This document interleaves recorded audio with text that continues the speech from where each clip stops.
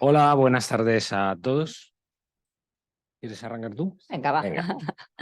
Pues bienvenidos, bienvenidas a una nueva edición de las claves macroeconómicas para consejeros, que ya sabéis que le hacemos una vez al año, siempre en septiembre, al inicio del curso escolar. Esta vez Tony Roldán, que es el director del Centro de Políticas Económicas de SADE, nos va a hablar de qué está pasando a nivel internacional, especialmente creo que en Europa, y también luego bajarás a lo que está pasando en España.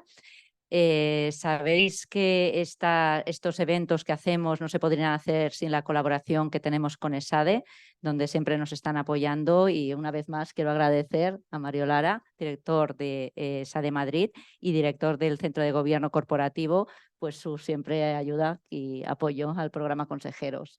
Mario, si quieres. Muchísimas gracias, Agata. Y bueno, como sabéis, la relación de GECON con ESADE va más allá de lo puramente institucional. Yo creo que hay una relación emocional, ¿no?, por el origen de vuestra asociación tan próxima a esta casa, la multitud de antiguas y antiguos alumnos que pertenecen a EGECON, y eso hace, pues, para ESADE y especialmente para ESADE Madrid, pues un placer el poder colaborar con esta iniciativa ya desde hace varios años y mantener esta relación tan maravillosa con todos vosotros, ¿no?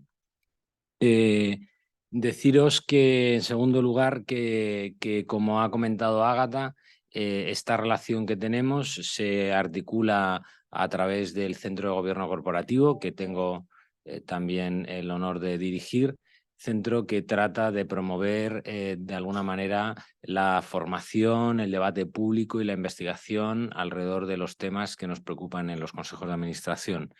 Esa es un poco la misión que tenemos. Veo aquí además varias antiguas alumnas de los programas del centro, y bueno, os hemos dejado encima de las sillas el próximo programa.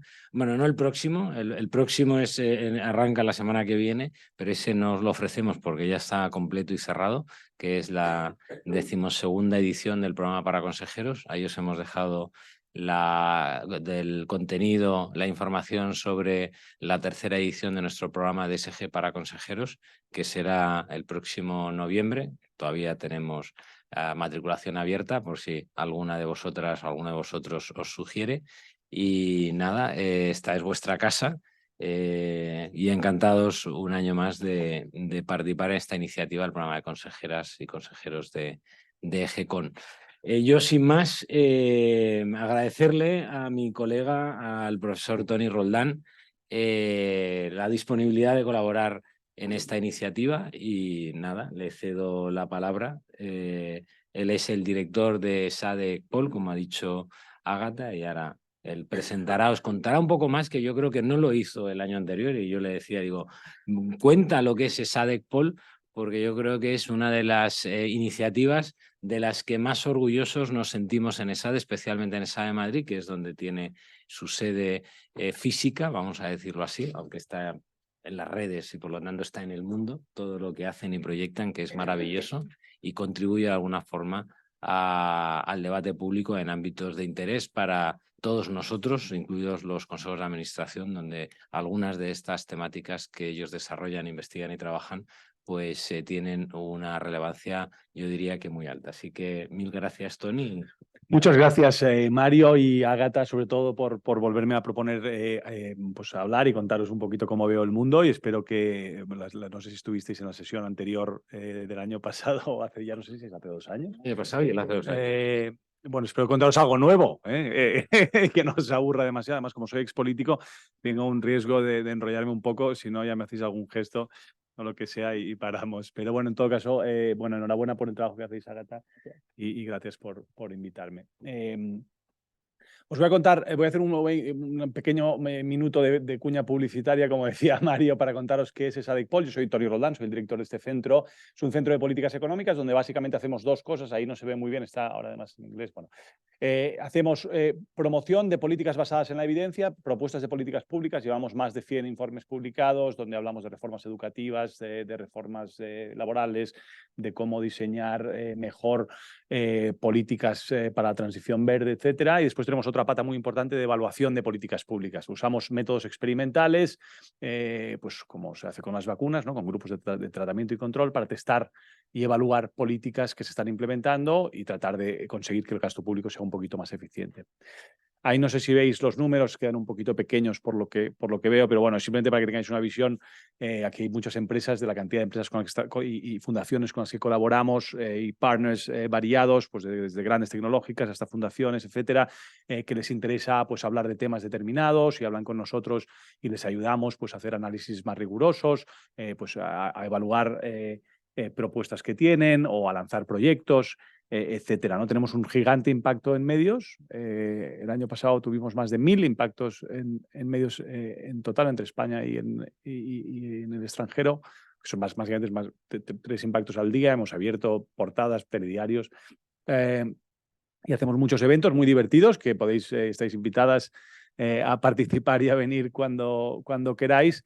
Y bueno, ahí tenemos un libro que hicimos con FEDEA sobre la pandemia. Ahora sacamos nuestro segundo libro, que luego ya os enseñaré la portada pronto, por si que os interesa también comprarlo. Bueno, esto lo decía antes simplemente como ejemplo.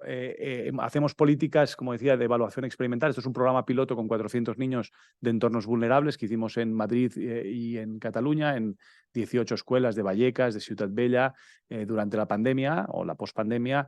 Como era muy difícil dar refuerzo educativo y había una pérdida de aprendizaje muy grande, hicimos un programa online en colaboración con Google, con el Santander, con Cotec, etcétera, con Cristina Garmendia, la Fundación COE también, con Fátima Báñez, en el que hicimos refuerzo educativo de matemáticas a estos alumnos de entornos muy vulnerables y tuvimos unos resultados espectaculares. Había un grupo de tratamiento que recibía las tutorías, otro estadísticamente igual que no las recibía. Hubo mejoras del 30% en resultados de matemáticas, reducción de la repetición escolar, etcétera. Bueno, esas son cosas que hacemos. Ahí es el comentario de Ana Botín de lo que le gustó nuestro programa. Y bueno, estos son conferencias que hemos hecho, pues traemos a gente muy interesante, como podéis ver, que tampoco me voy a enrollar.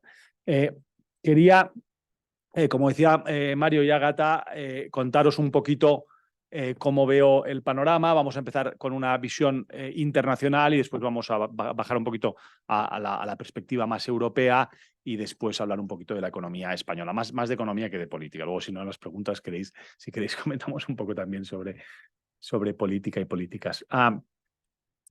Lo primero, lo digo al fin del orden liberal multilateral. O sea, esto seguramente no es la primera vez que os encontráis con un claim tan fuerte, ¿no? Es decir, llevamos muchos años en el que había una especie de consenso, durante un tiempo se llamó el consenso de Washington, en el que había una percepción de que la economía, de alguna manera, con la estabilización macroeconómica, con la liberalización de los mercados, con unos bancos centrales independientes y con la apertura comercial, de alguna manera íbamos a seguir creciendo económicamente para siempre, ¿no? Y al mismo tiempo, en ese mismo consenso había una especie de assumption o de convencimiento político de aquel libro famoso de Fukuyama, del fin de la historia, ¿no? Hemos llegado a un punto en el que ya con Internet, con este crecimiento económico, solo va a haber una expansión en una sola dirección, que es del establecimiento de democracias liberales en todo el mundo, ¿no? Ese era el paradigma en el que estábamos y que trajo extraordinarios beneficios para la humanidad. Esto es un gráfico muy bonito de Our World in Data, en el que no sé si veis muy bien los ejes, pero en la parte verde es el número de personas que no están en pobreza extrema en el mundo. Veis que abajo el eje de las X empieza en 1820 y termina en 2015.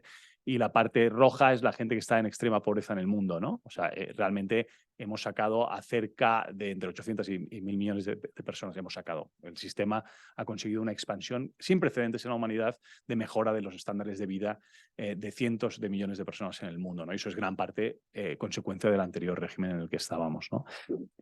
Pero durante esos años de tremenda expansión también ha habido algunas fragilidades que se han ido creando que de alguna manera eran en parte invisibles durante esa expansión de tantos años, ¿no? Una que es evidente y que concluyó en la crisis financiera de 2008 y después en la crisis soberana del euro en 2012, 2013, etcétera, es la desregulación financiera. Bueno, desde aquí este gráfico muestra cómo ha cambiado o cómo se han hecho más restrictivas las regulaciones financieras desde el Dodd-Frank en Estados Unidos y cómo era antes del laxo la regulación, ¿no? Bueno, eso es una de los desequilibrios que quedaron claros o que han ido emergiendo con el tiempo, ¿no?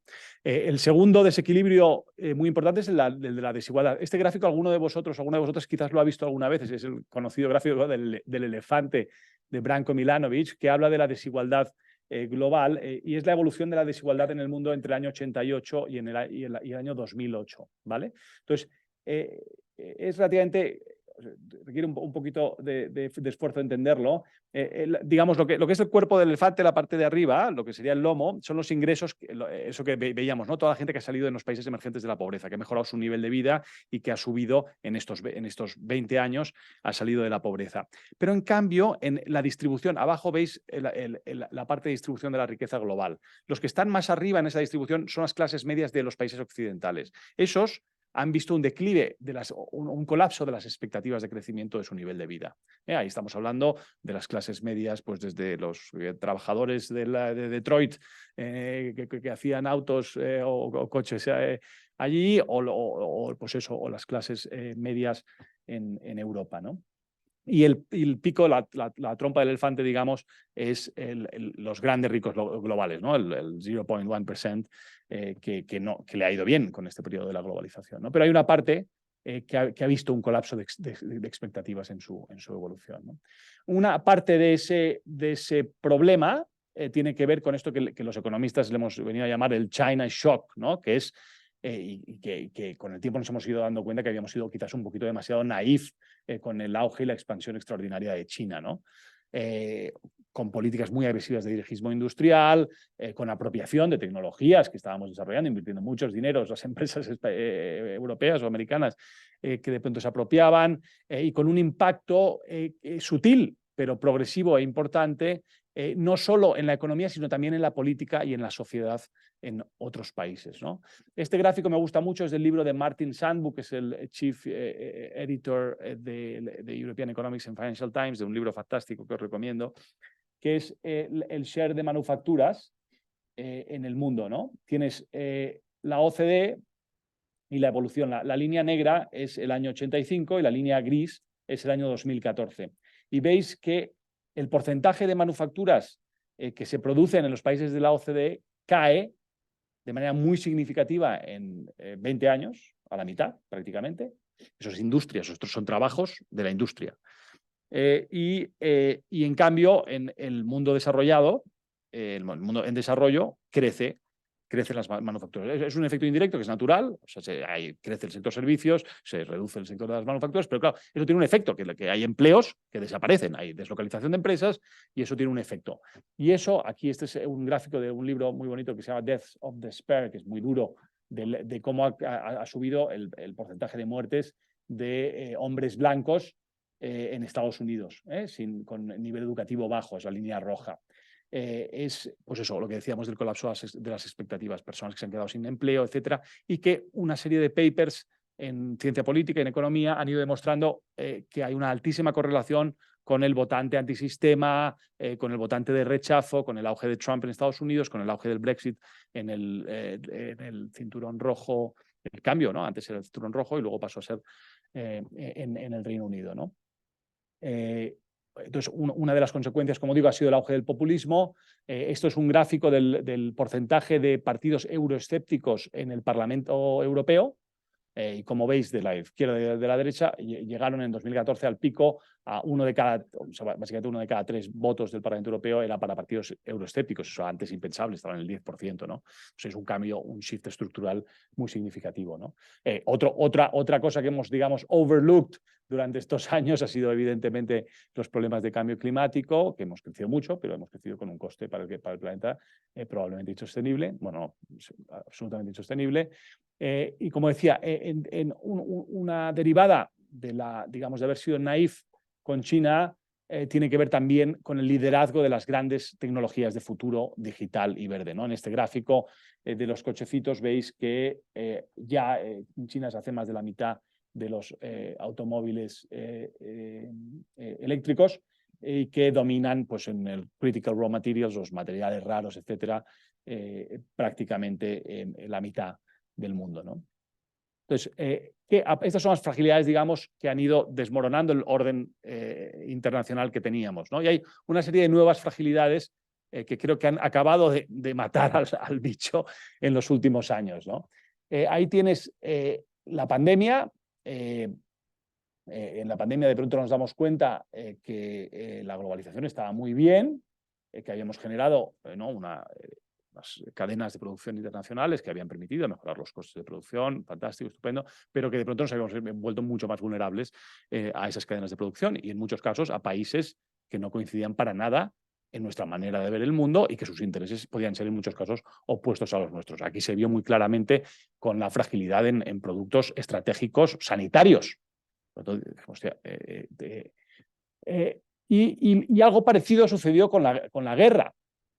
De pronto, esta mañana estaba con un colega alemán y hablábamos del legado de Merkel, ¿no? Cuando tú tienes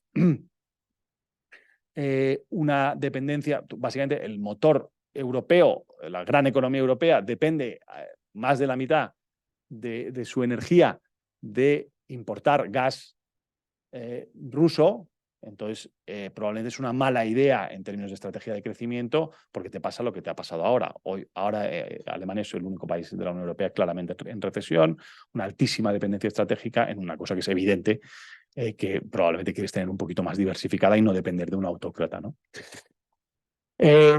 China con Xi ha hecho, digamos, ya teníamos, habíamos sido muy naif, ahora ya, digamos, claramente están hablando abiertamente, planteando una guerra comercial en muchísimos ámbitos, clarísimamente con un liderazgo muy errático en la cuestión de la pandemia, clarísimamente mucho más asertivos o agresivos en términos de política exterior con los países vecinos, en su reacción a la posición de Putin, etcétera. Y por tanto, eso genera una sensación de que algo hay que hacer. Entonces, en Estados Unidos, lógicamente, como suele pasar, han ido un poquito más rápido que nosotros. Y aquí tienes a Jake Sullivan, que es el National Security Advisor de Biden, y es el anuncio, en el día del anuncio del Inflation Reduction Act, que habréis oído hablar, que es el IRA, ¿no? La IRA. Y él habla de un concepto que me gusta mucho y creo que es muy ilustrativo de la nueva estrategia de Estados Unidos en el mundo, ¿no? Que es a foreign policy for the middle class, ¿no? Una estrategia de política exterior pensando en la clase media por primera vez, ¿no? ¿Qué significa eso?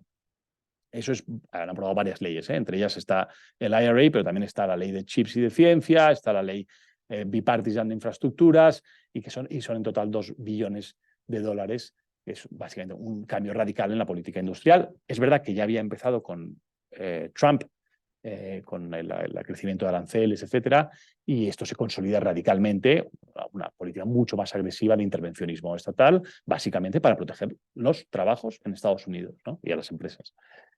Hay unos objetivos explícitos, que es, oye, pues esto que nos va a servir para luchar contra la inflación, nos va a servir para descarbonizar, y es muy importante. Y hay otros que son implícitos, que son muy claros, que es que queremos generar American Jobs y que queremos penalizar a China en la guerra comercial y queremos este concepto que se ha puesto tan de moda, que escucharéis a cualquier líder europeo decir todo el tiempo, que es esto de ganar autonomía estratégica.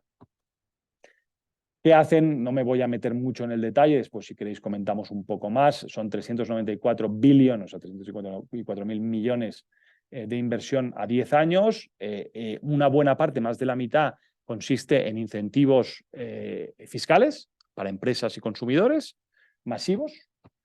Tienes, por ejemplo, en vehículos eléctricos, en electrodomésticos de bajo consumo, subvenciones directas, pero siempre que los productos no solo sean el producto final estadounidense o producido sino que todo el proceso de producción o la inmensa mayoría del proceso de producción haya sido en suelo estadounidense, ¿no? Y esto es un poco, digamos, lo que toca la línea de flotación directamente del orden internacional comercial de la OMC basado en reglas en que se supone que tú no puedes hacer este tipo de cosas, ¿no? Un año después, el IRA, el otro día leía este informe, el impacto es muy importante ya, en términos de empleos, tienes 170.000 nuevos empleos verdes, todo esto, hay una parte de selling importante, pero bueno, creo que es relevante.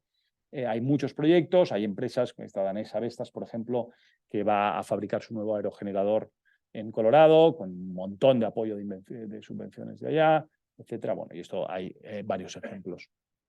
¿Qué es positivo? Bueno, desde luego, toda inversión en transición verde creo que es positiva a nivel global. Creo que políticamente pues, da una señal muy clara de un compromiso de la nación más importante del mundo con la transición. Ahora bien, hay unos issues gordos para tener en cuenta de respuesta al IRA de los Estados Unidos, ¿no?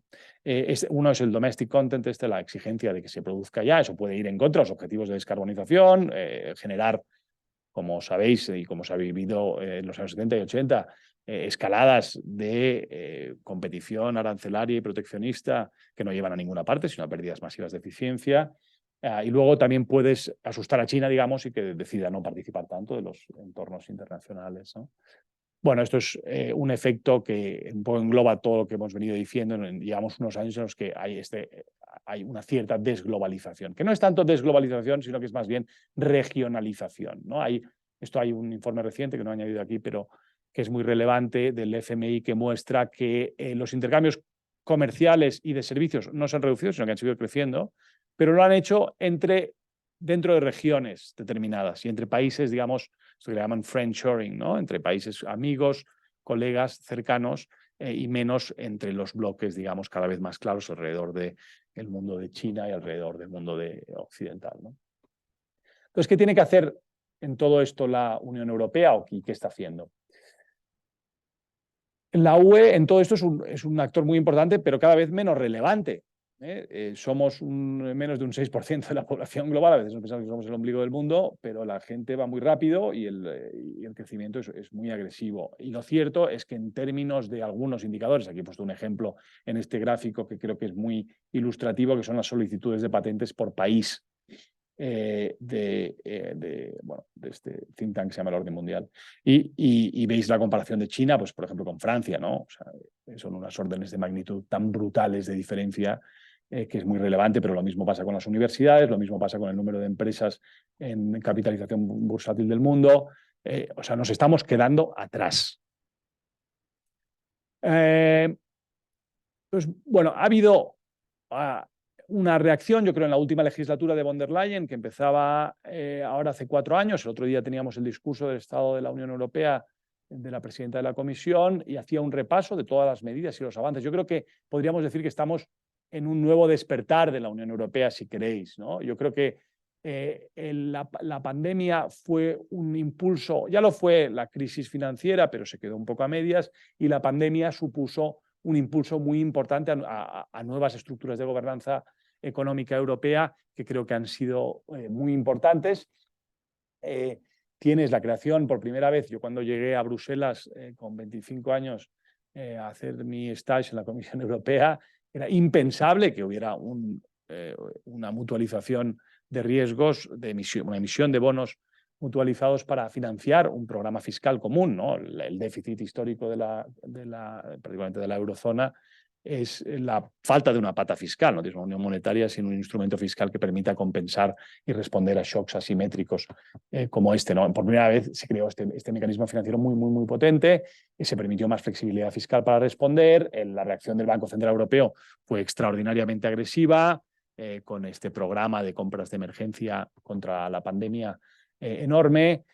Y hubo varias cosas muy importantes. Por ejemplo, este embrión de Fondo de Desempleo Común, que es el SURE, que es muy importante simbólicamente también, ¿no? Había en su momento, en el pico, decenas de millones de parados que mantenían su relación laboral, en muchos casos, como en España con los ERTES, ¿no? Los Short Term Work Schemes, pero que recibieron financiación directa. Eso sí que es la economía social de mercado, digamos, que habían imaginado Delors y los padres fundadores de la Unión, de un apoyo social claramente de la Unión Europea en aquellos lugares donde otra vez volvían a ser los del sur los que sufrían más dificultades, ¿no? Un activismo mucho más grande del Banco Europeo de Inversiones también. Bueno, no me voy a enrollar. También tenemos nuestro fondo de rescate, que es como una especie de FMI europeo, que es el mecanismo de rescate, el MEDE. Entonces también hemos empezado a hacer política industrial, nos hemos marcado unos objetivos de neutralidad de carbono, hemos hecho este pacto verde, hay estos objetivos con los vehículos de combustión, hemos creado esto que se llama CBAM, que es el sistema de fijación de precios a las emisiones de carbono, que es para los productos que entran, para intentar jugar con un level playing field, para que no estemos compitiendo contra unos que contaminan mucho más. Tienes la respuesta a Ucrania, que creo que simbólicamente ha sido muy bonita y muy solidaria y sorprendente, también porque un enemigo común une mucho, ¿no? Pero de alguna manera tener una guerra en territorio europeo que no solo atacaba al territorio europeo, sino que también atacaba de alguna manera los valores que quiere representar Europa, pues ha supuesto unas ayudas muy significativas a nivel militar, una cooperación militar mucho más importante. Se ha vuelto a abrir el debate muy relevante sobre la ampliación de la Unión Europea con un horizonte no solamente para Ucrania, sino también para los países, para los Balcanes, para Serbia, etcétera, que es muy relevante. Y también un nuevo debate sobre la necesidad como decíamos antes, de la autonomía estratégica en términos de energía, ¿no? ¿Cómo voy de tiempo, más o menos? Bien. Bien, Vale, bien. sí. Pues, Entonces, hay unos riesgos crecientes, como decía, y hay este concepto que se habla todo el día en Bruselas y que la gente no sabe muy bien qué significa, que es esto de Open Strategic Autonomy, pero sí que hay una estrategia clara de esto que en vez de llamar decoupling, ¿no? Le llaman de-risking, que es, evidentemente no podemos desacoplarnos de China, porque sería un suicidio, es imposible, pero sí que podemos intentar diversificar nuestras fuentes de tierras raras, de minerales, etcétera, de suppliers de energía y hacer una estrategia industrial un poquito más agresiva para responder al IRA de Estados Unidos, ¿no? Y aquí está el CHIPS Act, esto si queréis luego lo podemos comentar, el Critical Raw Materials Act, que es muy relevante, y el Net Zero Industry Act, también todos muy recientes. Entonces, bueno, ¿qué tiene que hacer Europa? Esto ya es más bien reflexivo yo creo que aquí es lógico que Europa haya despertado, tenemos que hacer algo, o sea, con estos gigantes que están, digamos, con el bazooka, pues es un poco absurdo ir con la pistola de agua. Entonces, pero hay un cierto relato en favor de aumentar el proteccionismo y decir, vamos a ponerles aranceles. O sea, la historia nos demuestra que eso no funciona, que eso solo lleva a más aranceles, que la manera de ganar seguridad es diversificar las fuentes y hay que hacer nuevos, no menos, sino más acuerdos comerciales, pues con América Latina, con Mercosur, con Chile, por ejemplo, para las cuestiones de minerales raros, con Australia, etcétera. Y hay que defender el orden internacional basado en reglas, que es el que nos defiende, es el que nos permite tener una estabilidad, un horizonte, a las empresas funcionar, etcétera. Si esto funciona con la ley del más fuerte y con el que pone más aranceles, y ya pasa esto, ¿no? Entre Trump y Macron, de no, si me haces esto te voy a prohibir los vinos, eso no es una manera de funcionar, ¿no? Entonces, está bien recordar los costes que ha tenido la política industrial en el pasado, ¿no? Normalmente el Estado no suele ser particularmente bueno en elegir campeones nacionales. Pues eso, cuando tienes, o sea, tienes que tener un límite de donde acotas. Dices, no, es que quiero repatriar pues, trabajos manufactureros o no, manufacturas de hasta dónde, cómo, a qué coste, cuál es la financiación que piensas hacer para que vuelvan todos los trabajos que se fueron hace cuánto, hace 30 años, para hacer exactamente qué. Bueno, hay un debate muy importante que tenemos que tener. En mi opinión, lo que tiene que hacer la Unión Europea de manera mucho más agresiva y que está empezando a hacer es la financiación de lo que llamamos los bienes públicos comunes, ¿no? O sea, financiar masivamente programas como el DARPA de innovación en Estados Unidos asociado a la defensa, programas educativos muy agresivos, mejoras en investigación, que es donde podremos competir, ¿no? Con esto ya llego al último capítulo. Nosotros en SADC Pol hacemos este Macro Insights con EY, que es un poco una nota de coyuntura, donde tenemos un nowcasting, un real-time tracker, donde tenemos 50 indicadores que nos dicen cómo va la economía. Y entonces, os resumo muy rápido. España entra por primera vez, según nuestro tracker, en negativo en el tercer trimestre del 23, tras 5 trimestres positivos. Eso significa que en la segunda mitad de este año vamos a estar en plano, básicamente. Overall, en todo el año vamos a crecer alrededor del 2%, según nuestro tracker. En el empleo, bueno, aquí podemos luego hablar, si queréis, un poco más. Realmente la mejora, ha habido un cambio estructural significativo en el empleo. Y si estamos ahora en un millón de empleos más que en prepandemia. Como sabéis todos, hay un cambio en la composición de los tipos de contratos. Tenemos pues más fijos discontinuos, pero también tenemos muchos más indefinidos, ¿no? La penalización del contrato temporal, la desaparición del contrato temporal ha cambiado eso mucho. En términos de inflación, hemos estado muy por debajo de nuestros socios europeos. Ahora, eso básicamente ha sido por nuestra baja exposición a Rusia, tanto comercial como energética, y también por la composición de la estructura económica española. Ha afectado la inflación de manera mucho más fuerte a los hogares más pobres, y en este año estimamos que en el 24 estará por encima de los avances salariales, por lo tanto habrá cierto pérdida de poder adquisitivo. Quizás no voy a entrar en el deep dive de empleo, si luego queréis comentar un poco, quizás comento solamente este gráfico para reforzar lo que estaba diciendo sobre el empleo en España. Tradicionalmente en España, sabéis cómo ha funcionado el mercado laboral. Yo me he dedicado bastantes años a estudiar esto. Cuando llegaba a una crisis, pues básicamente se expulsaban masivamente del mercado laboral trabajadores temporales. No, había un gap muy, muy grande, más que en otros países, de protección entre los trabajadores temporales y los trabajadores indefinidos. Y cuando venía una recuperación, pues se contrataban de nuevo masivamente. Y por tanto, de ahí la separación entre la línea azul y la roja. La línea azul es la tasa de temporalidad y la roja es la tasa de paro, ¿no? Cuando había un paro muy bajo, había muy alta temporalidad, llegábamos al 30-33%. Antes de la reforma laboral estábamos en el 25% de temporalidad y subiendo, 26%, y ahora estamos en el 15%. Ha caído mucho la tasa de temporalidad. No es necesario, eso no significa necesariamente que haya menos precariedad. Hay algo más de horizonte de estabilidad para los trabajadores que tienen contratos indefinidos que antes no tenían. Paralelamente, ha habido bueno, esto no me lo voy a saltar porque si no me enrollo demasiado. Durante este periodo ha habido también otro cambio muy significativo, que es la subida de los costes laborales, que algunos de vosotros lo sufrís probablemente en vuestras empresas diariamente. Ha habido una subida del SMI en 5 años del 47%, que obviamente con la indexación, etcétera, ha afectado al resto de la economía. Hemos pasado pues, de un salario mínimo de 735 a 1.080 euros. Y eso, bueno, eso puede haber causado algunos efectos indirectos. Pues hay este argumento de las horas trabajadas, que si queréis podemos comentar después. Todos los países después de la pandemia han visto que las horas trabajadas totales han caído. En España han caído un poquito más. Puede tener que ver con esto, que la gente haya decidido o las empresas hayan decidido, oye, mira, pues en vez de contratarte a este nuevo sueldo por 20 horas, te voy a contratar por 16 y me gasto lo mismo.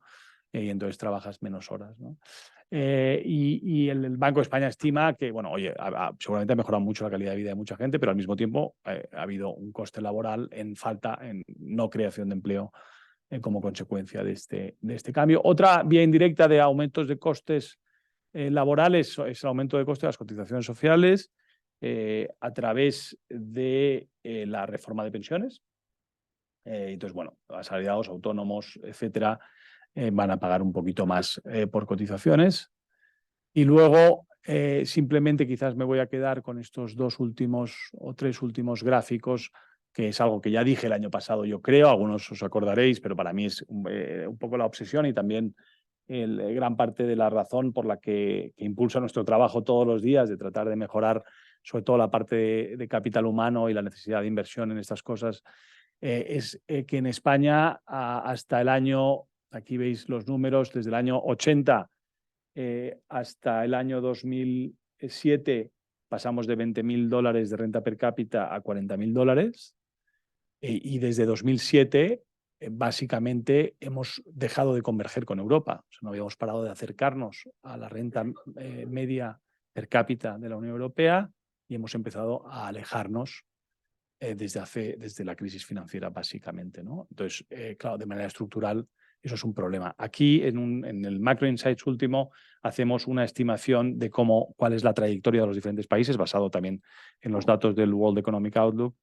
Y veis que en España, en 2040, estimamos que la renta per cápita estará en $44.000, que el crecimiento es muy lento. Y en cambio, por ejemplo, si miráis a los países del este de la Unión Europea, Polonia, Hungría, Chequia, etcétera, están en casi un 30% más. O sea, la trayectoria no es muy halagüeña para España de crecimiento, ¿no? Y por tanto, hay muchas razones, no me voy a enrollar en esto. Una es el tamaño empresarial, tenemos empresas muy pequeñas. No somos menos competitivos que los alemanes, simplemente tenemos mayor número de empresas pequeñas y menor número de empresas grandes. Tenemos muy baja inversión en innovación. Esto es el gap con Europa a lo largo de los años, que se va acumulando cada año, es acumulativo. En inversión privada, en innovación e inversión pública. Tenemos un porcentaje de la población mucho más alto con una formación baja. Eso explica la baja productividad también. Tenemos un altísimo abandono escolar temprano, a pesar de que se ha reducido mucho, sigue estando muy por encima, la línea naranja es la española. El abandono escolar temprano está fortísimamente asociado con el paro de larga duración, etcétera, ¿no? O sea, los skills explican básicamente el nivel de paro que tenemos en España, ¿no?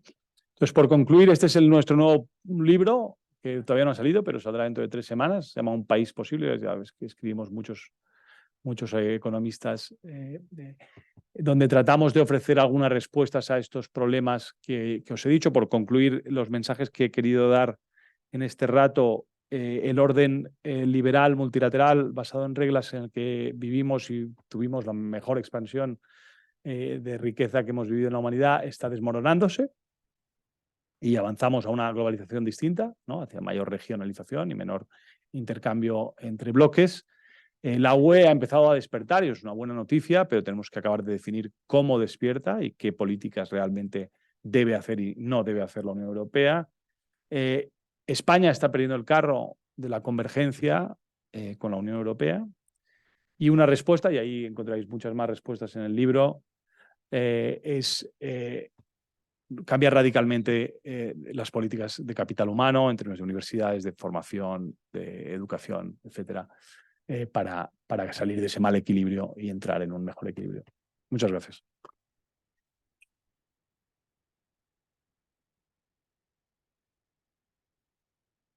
Pues ahora es vuestro turno. Yo creo que tenemos todavía casi 20 minutos para poder tener un diálogo con Tony, así que os animo a que le preguntéis aquellas cuestiones en las que queráis que profundice, aclare. No creo que pueda responder Seguro que sí. de manera demasiado inteligente, pero lo intentaré. No, que es raro. Pues yo, si me permitéis, Tony, lo primero, enhorabuena por tu brillantísima exposición. Creo que es magnífico. Pero por crear un poco de polémica me gustaría centrarme en 2 aspectos, ¿no? Lo primero es cómo la Unión Europea, cómo los políticos de la Unión Europea, porque son los que dirigen esto, hacen que llegamos a tener una dependencia de más del 50% del gas ruso, cuando, por ejemplo, en Alemania había centrales nucleares que te permitían ser prácticamente independiente en lo que a energía se refiere. Luego, has hablado también, y hay aspectos obviamente positivos, de la respuesta solidaria de la Unión Europea a la invasión de Ucrania por parte de Rusia, ¿no? Pero en realidad es un poco falsa, porque al final lo que estamos haciendo es comprar gas ruso para que financien su guerra contra Ucrania los rusos. Entonces, yo obviamente no creo la respuesta, pero estamos siendo un poco cínicos, ¿no? con esta respuesta que estamos dando. Y el tercer comentario sería relacionado con el tema de empleo en España. Es evidente que estamos perdiendo el carro de la convergencia. O sea, pasar de -9 a -17 a mí me parece dramático, siendo español y teniendo 3 hijos que me gustaría que vivieran al menos también mejor que yo. Y es verdad que el futuro pues, no es tan definitivo, ¿no? Pero centrándonos en la parte del empleo, en los últimos tiempos decimos, hemos creado mucho empleo, pero ¿qué es? El 35% del empleo que se ha creado es público. Tenemos ya en el sector público 3.600.000 empleados públicos, seguro que tú tienes datos mucho mejores que los míos, pero esos son los 3 datos que me gustaría contar. Muy bien, muy bien. Gracias por tu presentación, porque es magnífica. Muchas gracias por la pregunta, muy interesante. Contesto, ¿queréis hacer alguna pregunta más? Si hacemos, venga, apunto una más.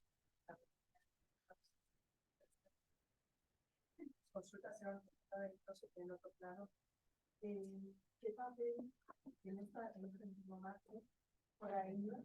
Así ya se está teniendo en cuenta el papel que puede jugar India y África. Y de cara a las empresas, a la exposición que se pueda tener en sus países o las oportunidades que puedan surgir en esos países.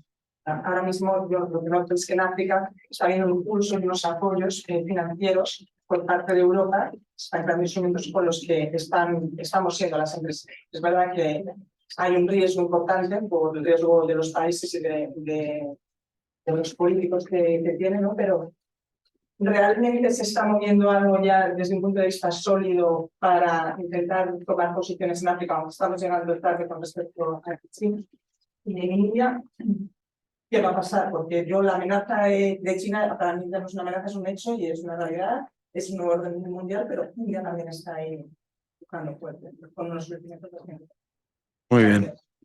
Sí, yo ahí añadiría un comentario que creo que es súper interesante. Has hablado mucho de China en el panorama internacional, pero he leído por ahí que China ya tiene el 40% de las tierras cultivables en África.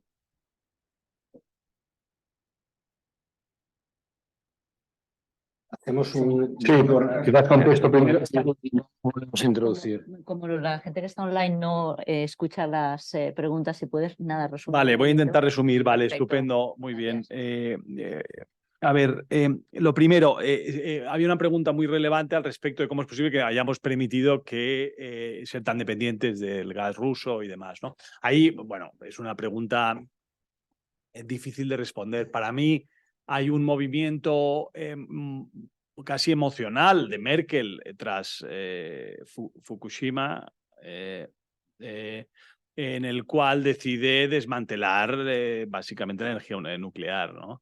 Eso es un elemento. Otro elemento es una estrategia deliberada durante muchos años del Kremlin de básicamente comprar a políticos y líderes de las principales potencias del centro de Europa, ¿no? Tenías a Schroeder sentado en los boards de las principales empresas petroleras y de gasísticas y demás, y a otros, unos cuantos más de varios países, ¿no? Entonces, yo creo que también había un supuesto de que este tipo tampoco estaba tan loco. O sea, no era evidente pensar que este tío...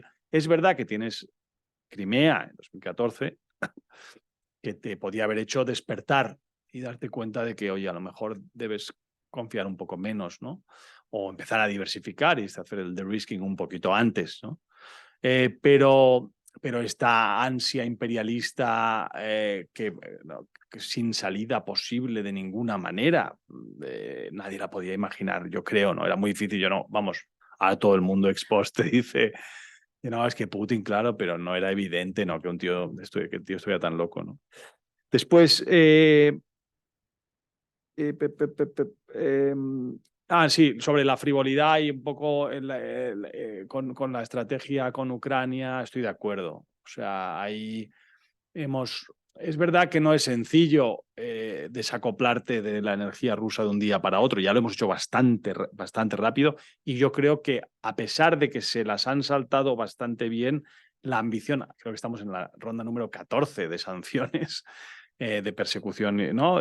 Señalamiento individual, de freezing assets en todo el planeta. O sea, realmente el cerco brutal que se ha hecho al régimen es muy, muy, muy fuerte, ¿no? Que haya Europa era imposible mover a ese bicho, cada uno con intereses diferentes. O sea, yo recuerdo cuando en 2010 estaba allá y había fracasado la Constitución en 2004 en Francia y todo esto, en Holanda.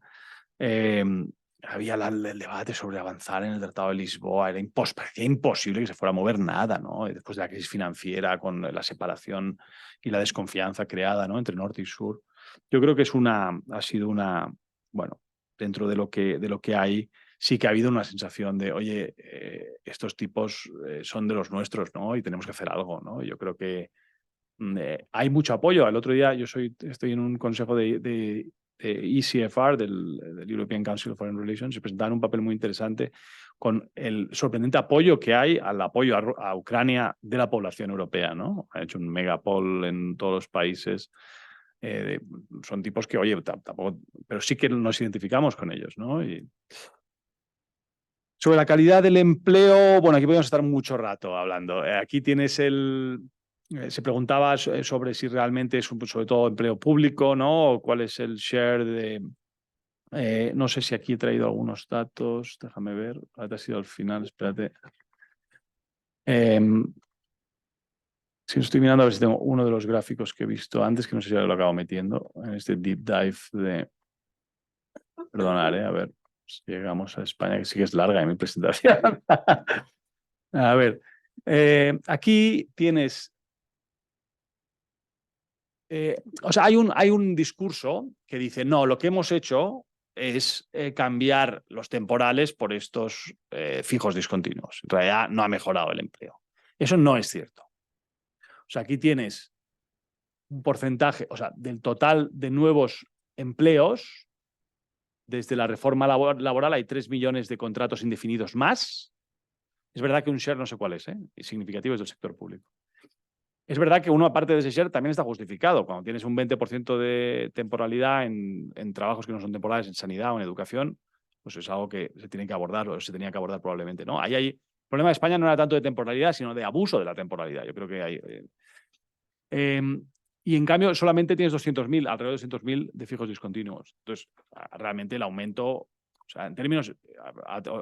Os respondo como economista, analista, no como empresario, ¿no? Pero sí que ha habido una mejora de la estabilidad laboral, que era un problema importante en España. Yo cuando iba al extranjero, en una época que me dedicaba a explicar el sur de Europa al mundo, a los mercados financieros, la dualidad laboral del mercado español era la obsesión. ¿Cómo es posible que tengáis? Un día va a haber una revolución, tienes un 35% de temporales y sigues teniendo un 15% de paro, pero ¿cómo es esto? Entonces, bueno, eso, hay muchas reformas de este gobierno que probablemente esta es de las pocas que realmente han tenido un impacto, ¿no? Pero sí. Y luego había una pregunta sobre India y África. No soy para nada un experto en India y África, pero sí que el shift de Modi hacia una estrategia más agresiva, más proteccionista, etcétera, bastante divisiva internamente, me parece que puede generar inestabilidad política en la India y que eso puede afectar al crecimiento. Es verdad que en términos de potencial de crecimiento, con China con un poquito más de ralentización, India está cada vez más presente, y es verdad lo que se decía al respecto de África. El avance de China ha sido gigante y Europa, no sé si seguramente tú lo conoces mejor que yo, pero Europa creo que en términos de materias primas, en términos de instalación industrial, etcétera, y logística es muy bajo todavía, ¿no? Pero no te puedo dar más color sobre eso.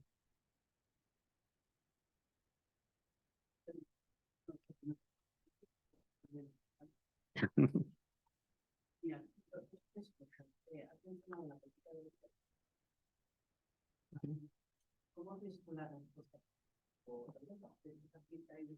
Que he intentado responder bastantes puntos de vista. Mi compañero Robert nos va a decir. Estamos hablando con Estados Unidos, pero ¿cómo les digo que estamos enfrentando a esto? Sí. Argentina y elecciones. ¿Cómo ves tú esta política que ha seguido bastante acertada de despertar? Pero es verdad que cada vez más grupos políticos extremistas están frenando esta. ¿Cómo ves tú este futuro? Luego Natal no ha aparecido.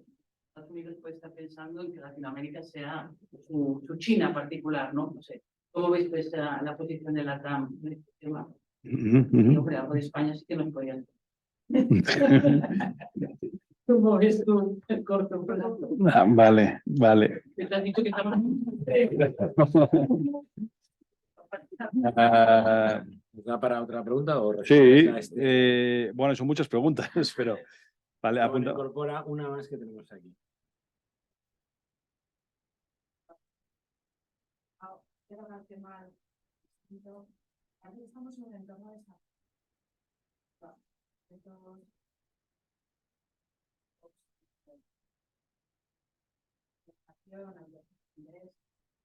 hay una recesión, como una cosa suave, segundo, es el siguiente problema que tenemos que dar.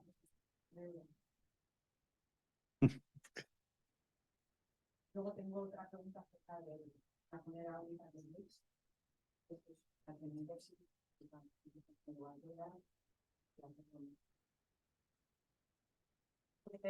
Muy bien. A ver, voy a intentar responder más o menos. ¿Cuánto tiempo tenemos? ¿Más? Tenemos 10 7. minutos. Vale. Vale. Bueno, pues sobre la pregunta que me parece muy relevante al respecto de cómo debe responder la Unión Europea, he intentado aportar alguna reflexión al respecto. O sea, decía, no podemos responder con una pistola de agua cuando los demás están jugando con bazocas, ¿no? Y el efecto lo vamos a ir viendo progresivamente, se van a ir yendo empresas y cuando tú estás subvencionando masivamente y además penalizando con aranceles las importaciones y además obligas a las subvenciones al consumo a que se produzca allí y además hacer el CHIPS Act y hacen esto que le llaman place-based policies, que son como no solo haces eso, sino que esta fábrica de microchips la vas a hacer donde había antes la fábrica de automóviles. O sea, es realmente un dirigismo que no hemos visto nunca. Entonces, ahí básicamente tienes dos opciones. Digamos, o te pones a jugar al juego del proteccionismo y esto que los economistas llamamos política industrial vertical. Es decir, voy a apostar por estos campeones nacionales, voy a invertir masivamente en esto que creo que va a ser estratégico. Airbus, ¿no? En la versión nueva. O tienes una opción en la que yo creo más como economista, pero que seguramente es algo más naif también, que es yo lo que quiero y lo que tengo que hacer es hacer más bien políticas horizontales mucho más agresivas. ¿Qué son las políticas horizontales? Las verticales son, elijo un sector y, oye, quiero ser el líder en lo que sea, en la tecnología de la nube o que sea, ¿no? En el hidrógeno verde. Ahí podemos hablar de los PERTES después también, si queréis. O tienes una opción que es hacer políticas horizontales más agresivas. ¿Qué es eso?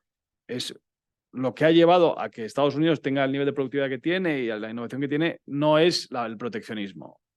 Es programas como este que mencionaba del DARPA, ¿no? Que es el del programa de defensa de Estados Unidos, con muchísima financiación en investigación aplicada que ha dado pues, unos resultados gigantes en muchos ámbitos, desde el GPS hasta lo que quieras, ¿no? Entonces, realmente usar, en vez de usar los fondos Next Generation para, ahora voy a ser un poco bruto, pero para cambiar ventanas y tener trabajos de un mes, de ponerla de rehabilitación de edificios, que está bien, probablemente se tiene que hacer una parte de eso también, pero me gustaría que hubiera habido muchísima más inversión en infraestructuras humanas, ¿no? Digamos, en capital humano. En España tenemos unas políticas activas de empleo, por ejemplo, en las que gastamos 6.000 millones todos los años, que la IREF dice que no sirven para reemplear a los trabajadores. Entonces, o sea, no vamos a ganar la batalla poniendo más aranceles para proteger unas industrias que no son particularmente competitivas. Lo que vamos a hacer, o sea, lo que tenemos que hacer es intentar pelear de verdad en la carrera del conocimiento, ¿no? Entonces, después de que se ha ido el Reino Unido de Europa, no tenemos ni una sola universidad entre las 20 primeras del mundo. En Europa, y te digo en España, que la primera tenemos a la 149. Entonces, el mundo va de conocimiento. Entonces, tenemos que jugar ahí. Yo creo que las lecciones de la política industrial y del proteccionismo de los años 70 y 80, y la razón por las que se dejaron de hacer y vino el nuevo consenso de Washington y todo esto, fue porque tenían muchos costes en términos de productividad, en términos o sea, eso, mantener subvencionadas industrias que no son competitivas, pues no tiene mucho sentido, ¿no? A lo mejor puedes apostar parcialmente, tampoco puedes decir, ¿no? Pero donde ya tengas algo de ventaja, a lo mejor en algún sector estratégico puedes hacer algo más de esfuerzo, pero está, ¿sabes? Luego hay otra cuestión que me parece muy relevante, que es, vale, eso es un approach. El otro es, pero lo que tengo que asegurarme es que no dependo de Rusia para mi gas, tengo que diversificar, tengo que asegurarme que si necesito para las baterías de los coches eléctricos minerales y litio de no sé dónde, necesito tener acceso a eso, porque si dependo de China no lo voy a tener, porque se puede usar como arma contra mí cuando lo considere necesario, y eso ya se está haciendo, ¿no? Y después, en economía, las intervenciones agresivas están justificadas normalmente cuando hay externalidades negativas, ¿no? No hay mayor externalidad negativa que el cambio climático. Entonces, cualquier inversión que vaya en la dirección de la descarbonización es positiva, está justificada. Entonces, tenemos que construir algunos criterios básicos para ordenar el debate, ¿no? Porque es muy fácil decir, oye, y sobre todo para Francia y Alemania. No, vamos a hacer unos campeones europeos, claro, todos los franceses y los alemanes. Los que tenemos poco espacio fiscal y no tenemos grandes empresas globales, pues te quedas a dos velas, ¿no? ¿Qué más? Sobre la nueva legislatura de von der Leyen, es muy interesante el momento ahora de Europa. La Comisión ha adquirido muchísimo poder. Creo que von der Leyen lo ha hecho muy bien. Creo que a la pregunta esta mítica de Kissinger, ¿no? De quién está al otro lado del teléfono cuando llamo a Europa, no sé a quién llamar, pues ahora tienes a una cara visible bien clara, ¿no? Y yo creo que eso es muy positivo. Veremos, hay un riesgo en términos puramente ya políticos que a mí no me gusta particularmente, porque yo ya sabéis que soy muy moderado, que es que históricamente el Parlamento Europeo y las instituciones europeas han funcionado por la alianza básicamente de los conservadores moderados, de los cristianodemócratas, de los socialistas y del partido ALDE, ¿no? Que ahora se llama Renew Europe, que es el Partido Liberal Europeo, ¿no? Y ahora, en los últimos años, con la colaboración de los verdes en muchos ámbitos. Pero los extremos se han quedado fuera. La GUE y los partidos de extrema izquierda, varios que hay, tal, no han colaborado, y tampoco la extrema derecha, ¿no? Y esos cada vez se han ido haciendo más grandes. Y ahora, ¿qué pasa? Que en el centro de Europa, en Alemania, en Holanda, etcétera, tienes amenazas nacionales serias a el dominio de estos partidos. La AfD, el partido de extrema derecha alemán, está primero en varias regiones alemanas, entre ellas la de mi mujer, que es Turingia. Entonces, eso es una amenaza fuerte que hace que puede hacer que los partidos, desde luego el nuevo líder del Partido Conservador Alemán, está coqueteando más con... o sea, se puede romper ese bloque, ¿no? Y que la derecha pues pase un poco como en España, se vaya hacia la derecha, y que la izquierda se vaya, y entonces haya menos acuerdo para avanzar y haya más dudas sobre la integración, por el contagio euroescéptico, haya más cuestiones sobre las cuestiones migratorias, cojan más centro y por tanto no haya acuerdo entre izquierda y derecha. Entonces me preocupa un poco ese camino de la UE. Después tengo apuntado aquí recesión, España. Sí, vamos a entrar en recesión. Exacto, sí, bueno, sí, estábamos en un... a ver, ha habido la subida más agresiva de tipos de interés que hemos visto. Bueno, para empezar, yo en mi historia corta de economista no había visto nunca los niveles de inflación que hemos tenido. Hacía 30 años, ya no sé, que mis amigos que han estudiado conmigo los másters y los doctorados no estudiaban la inflación prácticamente, ¿no? Y ha habido una reacción brutal de los bancos centrales, una subida de tipos bestial que tiene muchas derivadas, ¿no? Y que unas es la inestabilidad de mercados financieros que hemos visto, algunas, ¿no? Las cripto, etcétera. Y la otra, que es deliberada, es conseguir reducir la demanda, que es el objetivo de la subida de los tipos, ¿no? Por tanto, en Europa va a seguir habiendo crecimiento positivo, pero entre 0 y 1%, o sea, no vamos a entrar en recesión. En España estamos clarísimamente por encima de la media, estamos en el 2% de crecimiento a cierre de este año. Y veremos cómo va, si se contiene la inflación y se considera que, o hay un acuerdo implícito entre los gobernadores de los bancos centrales, que estamos dispuestos a aceptar un nivel un poquito más alto de inflación y por tanto no hay que hacer más subidas, entonces pues probablemente no entremos nunca en recesión. Algunos, antes lo decía, Alemania ya está en recesión, ¿no? Yo creo que España se va a librar si no hay un cambio muy agresivo en la política. Pueden haber muchas derivadas, con la inestabilidad financiera y todo esto, ¿no? Y después de eso de la deuda, a mí, o sea, creo que soy bastante positivo con la reforma laboral, soy mucho menos positivo con la reforma de pensiones. Y hablabas de la deuda, en pensiones, básicamente hemos eliminado el IRP, que era la restricción presupuestaria que había en la anterior reforma, y hemos desligado las pensiones de la realidad demográfica. Hemos dicho que no importa, nos dábamos los ojos. Y la hemos ligado a la inflación, ¿no? Entonces, la estimación es que ahora más, o sea, España tiene un problema añadido al resto de países con el envejecimiento, que es que estamos envejeciendo más rápido.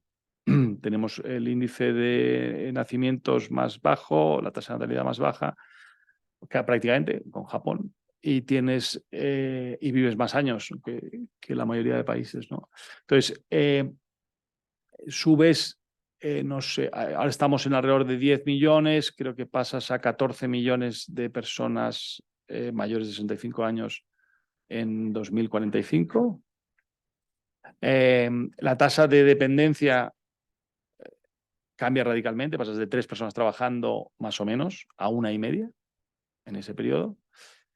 Y eso aumenta en 2-3 puntos de PIB el coste de la seguridad social y el desequilibrio de la seguridad social. Entonces, bueno, o sea, yo estuve al principio de la crisis financiera siguiendo los mercados y hay un momento, está bien, mientras tú sigues creciendo y más o menos y conventas a los mercados de que todo está bien, pues está bien, hasta que deja de estar bien. De pronto hay un informe de Goldman Sachs que dice, great, but maybe you should be focusing on, ¿no? Tendrías que estar mirando los desequilibrios de deuda que tiene España, porque claro, si te has plantado en 40 puntos más de deuda o 35 en poco tiempo y no hay ni un compromiso ni un acuerdo político de ningún tipo para consolidar esa deuda en el medio plazo, claro, si te suben los tipos de interés sobre esa deuda empieza a ser problemático, si además te baja el crecimiento. Los análisis que hacen los nerds del Fondo Monetario te dirán esto en el debt sustainability no tira. Entonces eso puede despertar alarmas y que es una dinámica ¿sabéis cómo es esto, no? De profecías autocumplidas en la que de pronto dejas de confiar, se te sube la prima. Entonces eso para mí es uno de los riesgos principales, ¿no? Ya está, no sé si he contestado a todo. Se me ha olvidado algo, pero... Yo creo que sí, y yo creo que con estas respuestas yo creo que podemos, si te parece, Ágata, clausurar la jornada. Por nuestra parte, agradecer también la cercanía de GECOM a esta casa, que es vuestra casa, y bueno, emplazarnos a próximas iniciativas que seguro que vamos a hacer juntos. Así que, Ágata. Bueno, agradecer a las personas que habéis venido presencialmente, a las 35 que se han conectado también online. Para mí empezar, ¿no?, el curso escolar con Mario y con Toni es un placer, es brillante, la verdad, la exposición que haces. Yo aprendo muchísimo y espero que vosotros también hayáis disfrutado, tanto como yo. Gracias y hasta la próxima. Muy bien. Muchas gracias.